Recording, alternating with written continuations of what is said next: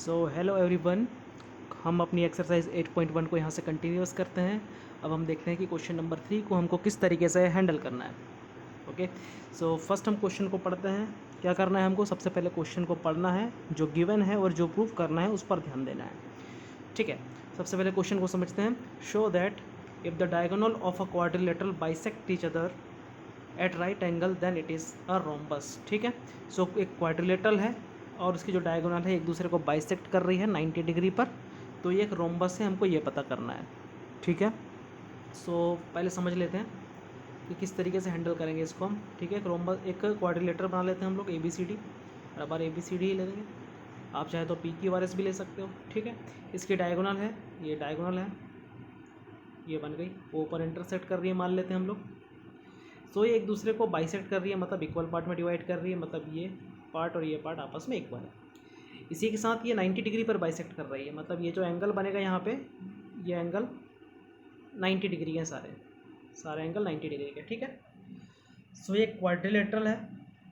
ठीक है, और ऐसा क्वाड्रिलेटरल जिसमें डायगोनल एक दूसरे को बाइसेक्ट करती है वो पैरेललोग्राम होता है। ठीक है, हमने अपने थ्योरम्स में पढ़ा है कि अगर डायगोनल्स एक दूसरे को बाइसेक्ट करे तो पैरेललोग्राम होती है, तो ये एक पैरेललोग्राम है। ठीक है, ये एक पैरेललोग्राम है और पैरेललोग्राम की property opposite sides are equal. ठीक है, और ऐसा पैरेलल, अब देखो इसको रोम्बस बनाने के लिए मेरे को क्या करना पड़ेगा, मेरे को सभी साइड को इक्वल करना पड़ेगा। ठीक है, सभी साइड को इक्वल करना पड़ेगा रोम्बस बनाने के लिए। तो देखो पहले मैं क्या प्रूफ करता हूँ, मैं प्रूफ कर देता हूँ A B is equal to, जो ए बी है उसको बी सी के इक्वल मेरे को प्रूफ करना है। ठीक है, यही करना है मुझे। ए बी को अगर मैं बी सी के इक्वल प्रूव करूँगा तो सारी साइड ऑटोमेटिकली इक्वल हो जाएगी। कैसे?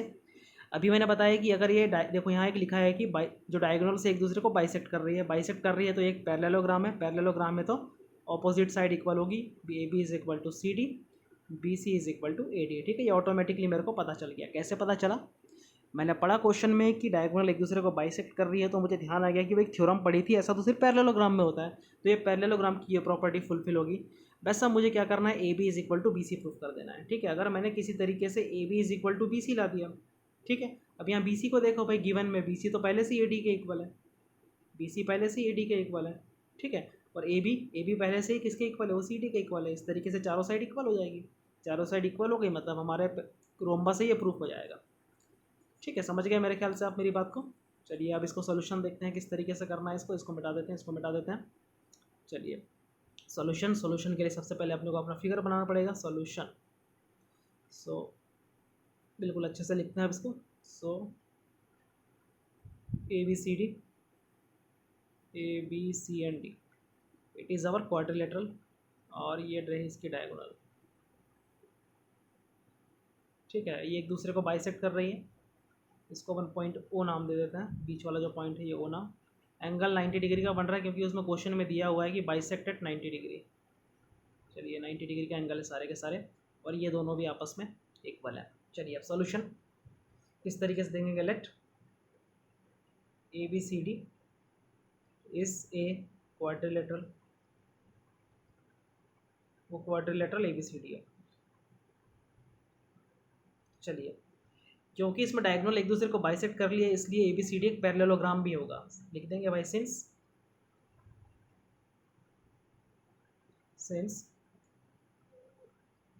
diagonal bisect each other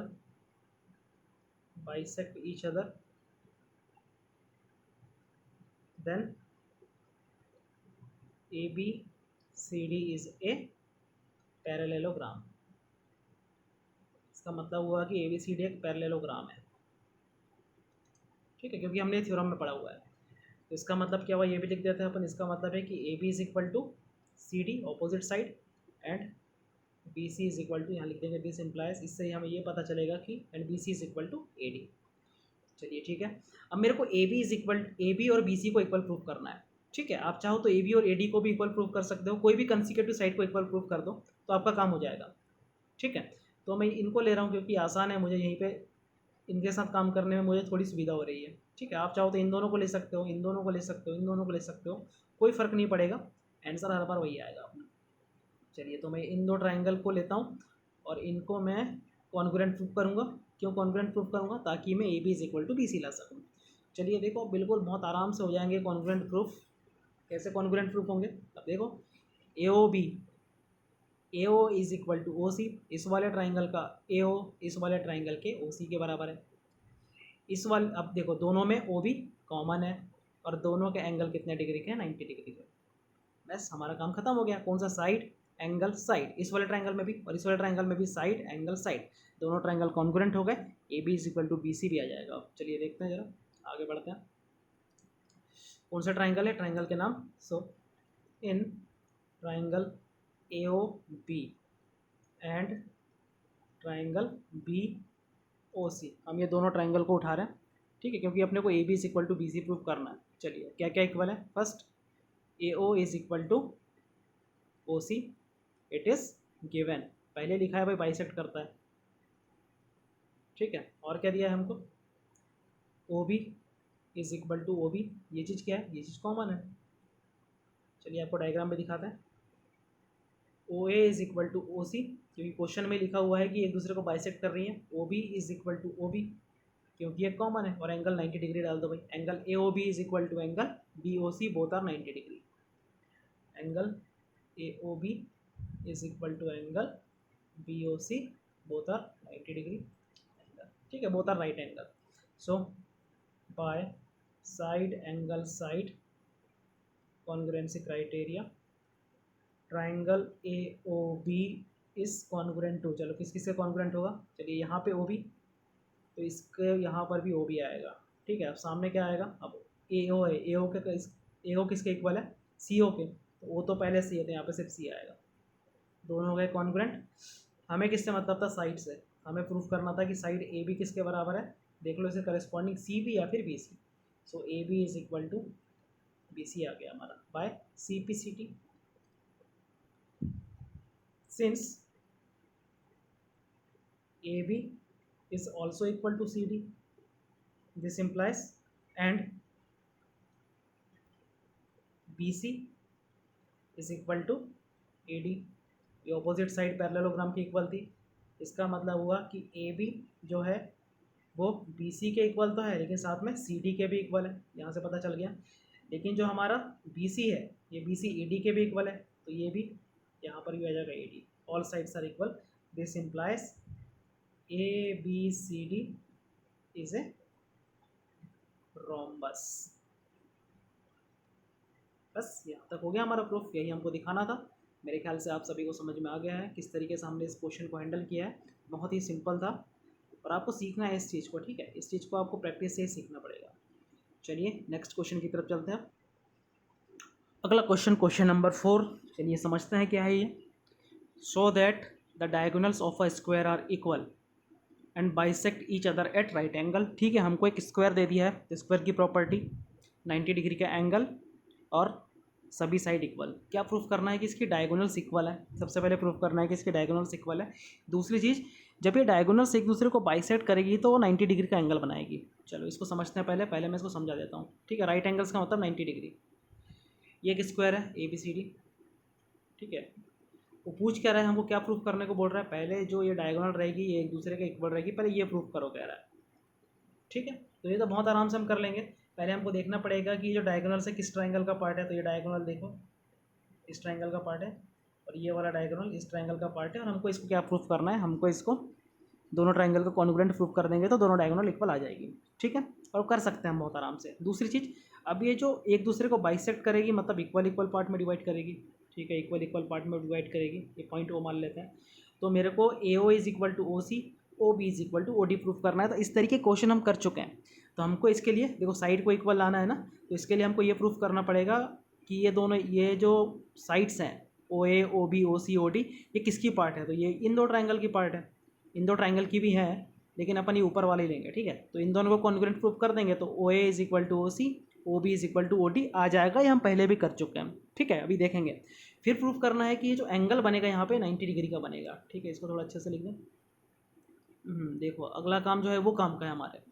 देखो ये देखो ये जो बाइसेक्ट करेगी जिस पार्ट पर, यहाँ पे 90 डिग्री बनाएगी, यहाँ पर भी 90 डिग्री बनाएगी, यहाँ पर भी 90 डिग्री बनाएगी, और यहाँ पर भी 90 डिग्री बनाएगी, ये बोला गया है। ये प्रूफ करना है हमको, ठीक है। अब यार देखो इसको किस तरीके से करेंगे पहले समझते हैं। अब देखो ये पूरी स्ट्रेट लाइन है, टोटल एंगल बनेगा 180 का। अगर ये दोनों एंगल किसी तरीके से इक्वल हो जाए, समझ गए ना, ये टोटल एक लाइन है AC, ये टोटल एक लाइन है AC, ये एंगल बन रहा है 180 डिग्री का, ठीक है।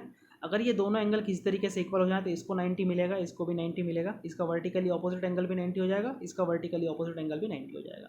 तो इन दोनों को इक्वल लाने के लिए मेरे को क्या करना पड़ेगा, अब इन दो ट्राइंगल को मेरे को कॉन्ग्रुएंट प्रूफ करना पड़ेगा। देखो यार 3 बार कॉन्ग्रुएंसी का यूज़ हो रहा है, होगा ही होगा, हमें बिल्कुल ठंडे माइंड से करना है इस क्वेश्चन को, ठीक है। तो इन दोनों को अपन कैसे कॉन्ग्रुएंट प्रूफ करेंगे भाई, ठीक, इससे पहले हमने अभी ये प्रूफ कर चुके हैं, ठीक है, ये ठीक है। तो ये स्क्वायर है, तो ये साइड और ये साइड इक्वल है, ये साइड और ये साइड इक्वल है, ये साइड कॉमन है, साइड से दोनों कॉन्ग्रुएंट, ये दोनों एंगल इक्वल हो जाएंगे, टोटल एंगल 180 बन रहा है, तो दोनों को 90 मिलेगा। कहानी सबको समझ में आ गई है, बहुत अच्छे तरीके से लिखते हैं इसको। चलिए सबको हटा देते हैं, सबको हटा देते हैं। चलिए अगर मैं थोड़ा फास्ट हो रहा हूँ तो मुझे बता दीजिएगा, इसको फिर से स्लो करके बता देंगे अपन, ठीक है। सोल्यूशन, सोल्यूशन में हमें दिया है स्क्वायर, तो ठीक है हम एक स्क्वायर बनाएंगे, नाम देते हैं इसको अपन ABC और D, और इसकी डायगोनल भी है, तो ठीक है इसकी डायगोनल भी लिख देते हैं हम, ये बन गई एक डायगोनल, दूसरी बन गई ये डायगोनल। पहली चीज़ प्रूफ करना है कि दोनों डायगोनल इक्वल है। चलिए सबसे पहले अपन प्रूफ क्या लिखना है, थ्योरम थोड़ी ना है, सॉल्यूशन है, ठीक है। तो पहला वाला प्रूफ करने के लिए, पहली चीज़ प्रूफ करने के लिए मैं 1 2 3 करके कर रहा हूँ, ठीक है। हाँ पहली चीज़ क्या प्रूफ करनी है कि AC is equal to BD। तो ये किस ट्राइंगल का पार्ट है, जो AC है वो ABC का पार्ट है ट्राइंगल का, इस वाले ट्राइंगल का पार्ट है ABC पूरा, ये बड़ा वाला। दूसरा जो हमारा BD है वो किस ट्राइंगल का पार्ट है, वो इस ट्राइंगल का पार्ट है, BD हमारा इस ट्राइंगल का पार्ट है। चलो ठीक है, हम इन दोनों ट्राइंगल को क्या करते हैं, कॉन्ग्रुएंट प्रूफ कर देते हैं। तो बिल्कुल आराम से करेंगे भाई, ठीक है। अब इसको और भी तरीके से किया जा सकता है, लेकिन फिलहाल हम यही तरीका अपना रहे हैं, तो इसी से करो अभी, ठीक है। So first in triangle DAB, in triangle DAB and triangle CBA, ठीक है। इन दोनों ट्राइंगल को ले लेते हैं, कौन से ट्राइंगल है इनको हाईलाइट कर देता हूँ ताकि आप समझते रहें बीच बीच में इसको। एक ये वाला ट्राइंगल है और एक ये वाला ट्राइंगल है, बिल्कुल ध्यान से देखिए इन ट्राइंगल, क्योंकि ऑब्जर्वेशन बहुत ज़रूरी है, थोड़ा सा भी आपका ध्यान हटा कि बस दिमाग हो जाएगा जीरो फिर। चलिए चलिए क्या क्या इक्वल है, AD is equal to BC, क्यों भाई, स्क्वायर की ऑल साइड इक्वल होती हैं, इट इज़ गिवन, क्योंकि स्क्वायर दे के रखा है हमको ना, तो गिवन है ये। Second AB is equal to AB, क्यों, ये कॉमन। तीसरी चीज़ बीच का एंगल भाई, स्क्वायर का एंगल कितने डिग्री का है, 90 डिग्री का, तो angle DAB is equal to angle CBA, both are 90 degree. कौन सा क्राइटेरिया लग गया, क्राइटेरिया यहाँ से देखते हैं, side angle side, side angle side, so by side angle side criteria. चलो कौन कौन सा ट्राइंगल है, ट्राइंगल DAB, चलिए देखते हैं इस कॉन्ग्रुएंट टू। अब करेस्पॉन्डिंग ढूंढते हैं, AD का करेस्पॉन्डिंग BC है, CB भी हो सकता है, हम देखते हैं कि दोनों में से कौन सा लगेगा हमारा, ठीक है। AB का AB है, CB, ठीक है।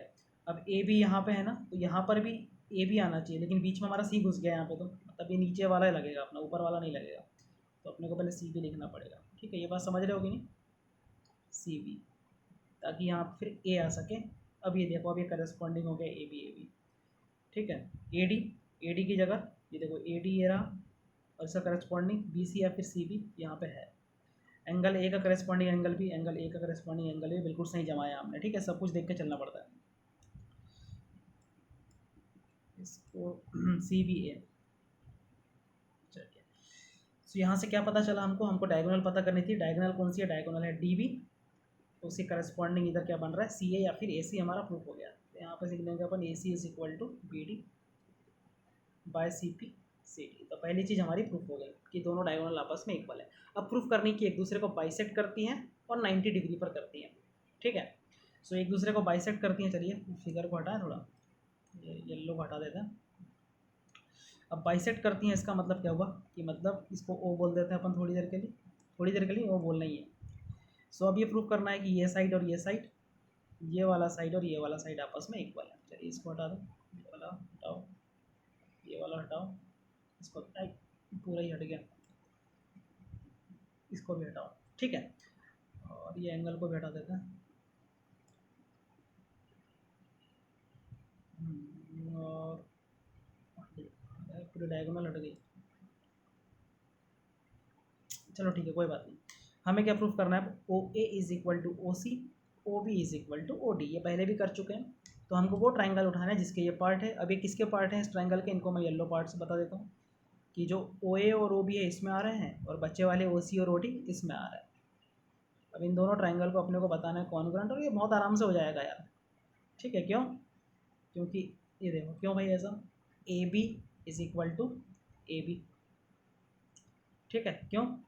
ऑपोजिट साइड है ना यार, ठीक है। और इसके अलावा क्या? वर्टिकली ऑपोजिट एंगल, ये हो गया वर्टिकली ऑपोजिट एंगल इक्वल। इसके अलावा और क्या? इसके अलावा अगर ये देखो, ये अगर ये स्क्वायर है तो एक पैरेललोग्राम भी है, तो ये अल्टरनेट इंटीरियर एंगल भी इक्वल हो गए। तो angle angle side, angle angle side से दोनों ट्राइंगल कॉन्ग्रुएंट हो गए। ऐसा क्वेश्चन हम पहले भी थ्योरम में कर चुके हैं, ठीक है। तो दोनों ट्राइंगल कॉन्ग्रुएंट हो जाएंगे तो करस्पॉन्डिंग पार्ट भी इक्वल हो जाएंगे। चलिए इसको करते हैं, जरा हटाएं इसको, हटाएं। चलो सेकंड वाला जो प्रूफ करना है कि एक दूसरे को बाइसेक्ट करती हैं। सो इन ट्राइंगल, कौन सा ट्राइंगल लिया हमने? A O B and C O D. So in triangle A O B and triangle C O D क्या क्या इक्वल है? फर्स्ट ए बी, चलो अपन ने देख लिया ना कि एंगल एंगल साइड लग रहा है, तो अपन पहले एंगल ही लिखेंगे। सबसे पहले एंगल से लिख देते हैं ना। पहले वर्टिकली ऑपोजिट एंगल कौन कौन सा था? वो था angle, angle A O B is equal to angle C O D. Reason देंगे, वर्टिकली ऑपोजिट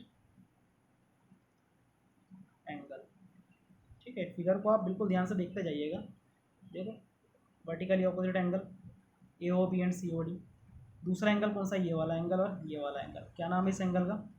इस वाले एंगल का नाम है ओ ए बी, और इस वाले एंगल का नाम क्या है? ओ सी डी। ये अल्टरनेट इंटीरियर एंगल है, क्योंकि स्क्वायर दिया ना, स्क्वायर तक पैरेललोग्राम है। तो इस तरीके से अपने को सारी प्रॉपर्टी याद रखनी है। अब समझ में आ रहा है, ठीक है। पहली चीज़ ये हो गई, इसको येलोइश कर देता हूँ थोड़ा, ताकि हमें याद रहे कि हमने ये पहली चीज़ निकाली है। Second, angle O A B is equal to angle O C D. ये कैसे है? अल्टरनेट इंटीरियर एंगल्स हैं, ठीक है। तो ये दोनों इक्वल हो गए। चलो इसको भी कर देते हैं yellow, yellow yellow dirty fellow, ठीक है। ये भी हो गया। और लास्ट है एंगल एंगल के बाद side. So A B is equal to C D. It is given. क्यों गिवन है? स्क्वायर की साइड है यार। सीधे जब स्क्वायर बोल दिया मतलब वो गिवन ही है। सो कौन सा क्राइटेरिया लग गया हमारा? By angle angle side criteria. चलिए कौन कौन से triangle? Triangle A O B. चलिए इसके करस्पॉन्डिंग ढूंढते हैं अपन जरा। करस्पॉन्डिंग हम कहाँ से ढूंढेंगे? यहाँ से ढूंढेंगे। देखो यहाँ पे एंगल ओ, एंगल ओ के करस्पॉन्डिंग एंगल ओ ही है। जहाँ पे ये ओ की पोजीशन, ओ और ओ दोनों आपस में इक्वल है, तो यहाँ पर भी देखो, यहाँ पर ए और बी के बीच में ओ है, तो यहाँ पे बीच वाला में ओ आएगा, ठीक है। अब A B is equal to C D, A B is equal to C D, तो यहाँ पे आ जाएगा सी और डी। ए बी का करस्पॉन्डिंग सी डी है। और कुछ है क्या? ए का करस्पॉन्डिंग सी है बोल रहा है, तो ठीक है, सही है, हमने ए का करस्पॉन्डिंग सी लिखा हुआ है, ठीक है। अगर अपन ऐसे लिखते हैं डी ओ सी, तो ये गलत हो जाता, क्योंकि ए के करस्पॉन्डिंग में फिर डी आ जाता। चलिए ये समझ में आ गया। तो A O C, triangle A O B is corresponding to triangle C O D. इससे क्या पता चला? बाइसेक्ट करने वाला concept, A O is equal to C O and O B is equal to O D. कैसे prove हुआ ये? सी P C D से, ठीक है। ये हमने दूसरी चीज़ प्रूव कर दी कि एक दूसरे को बाइसेक्ट करते हैं। अब 90 डिग्री का एंगल बनाते हैं, ये प्रूव करना है, ठीक है। सो 90 डिग्री का प्रूफ करने के लिए हमको क्या करना पड़ेगा? ये बात याद रखिए, हमको एक के बाद एक वाले लेना पड़ेगा। एक के बाद एक वाला लेना पड़ेगा मतलब, क्योंकि देखो एंगल का रिलेशन बस हमें ये लीनियर पेयर वाला ही है हमारे पास एंगल का रिलेशन, और कोई रिलेशन है नहीं, ठीक है। और कोई रिलेशन है नहीं। तो सबसे पहले देखो हमें इन दोनों एंगल को इक्वल प्रूव करना है। अगर ये एक्स है तो इसको भी एक्स लाना पड़ेगा। इससे क्या फ़ायदा होगा? ये पूरा 180 है, तो दोनों को कितना कितना मिलेगा? दोनों को 90 90 मिल जाएगा, तो ये 90 हो जाएगा, और ये 90 हो जाएगा, तो इसका वर्टिकली ये वाला भी 90 हो जाएगा, ये वाला भी 90 हो जाएगा। तो ठीक है, एक दूसरे को 90 डिग्री पर बाइसेक्ट करती है, ये पता चल जाएगा यहाँ से। ठीक है, समझ आ गया। लेकिन पहले क्या करना पड़ेगा अपने को, पहले ये वाला एंगल और ये वाला एंगल को इक्वल करना पड़ेगा। आप चाहे तो इन दोनों को भी कर सकते हैं, इन दोनों को भी कर सकते हैं, इन दोनों को भी कर सकते हैं। ठीक है, चलिए करते हैं जरा। कौन सा ट्राइंगल है, ए ओ बी और triangle B O C, A O B और triangle B O C. Third चीज, angle A O B and triangle B O C, in triangle A O B and triangle B O C. चलिए भाई, क्या क्या equal है फटाफट देखते हैं जरा, फटाफट देखते हैं क्या क्या इक्वल है। A B is equal to B C, A B is equal to B C. ठीक है, पहली चीज A B is equal to B C, given. दूसरी चीज इक्वल है O A is equal to O C.